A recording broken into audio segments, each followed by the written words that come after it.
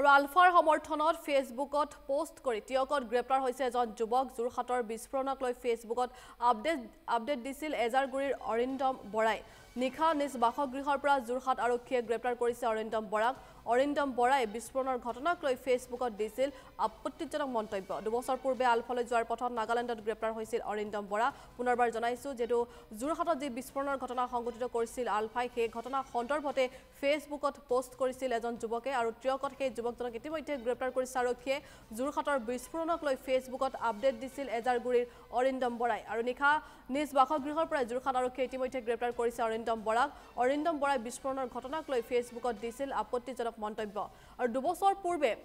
আলফালৈ যোৱাৰ পথতে নাগালেণ্ডত গ্ৰেপ্তাৰ হৈছিল অৰিন্দম বৰা আৰু পুনৰ আলফাৰ সমৰ্থনত এনেদৰে ফেচবুক পোষ্ট কৰি টিয়কত গ্ৰেপ্তাৰ কৰা হৈছে অৰিন্দম বৰা নামৰ সেই যুৱকজনক আৰু 2 বছৰ পূৰ্বে আলফালৈ যোৱাৰ চেষ্টা চলাইছিল আৰু আলফালৈ যোৱাৰ চেষ্টা চলাওঁতে নাগালেণ্ডত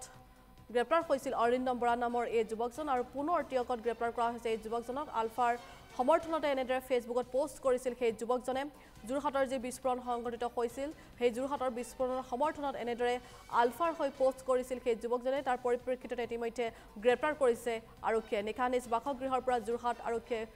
গ্ৰেপ্তাৰ কৰিছে সেই যুৱকজনক